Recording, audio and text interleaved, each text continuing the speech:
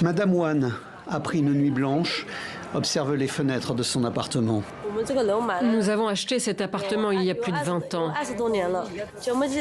Maintenant que tout a brûlé, qu'est-ce qui nous reste? Plus rien.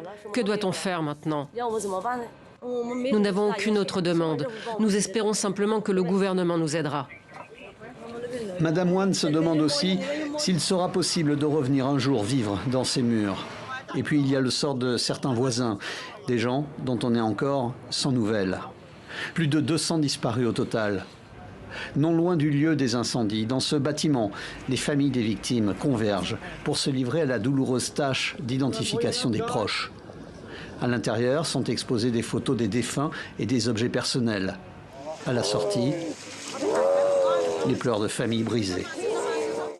Il y a 24 heures, les photos de la détresse de Wong ont fait le tour du monde. Cet homme de 71 ans, désespéré devant l'incendie, alors que sa femme est coincée à l'intérieur du bâtiment.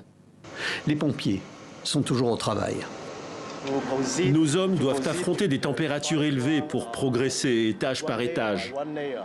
Nous faisons de notre mieux et nous ne laisserons passer aucune chance de sauver des vies.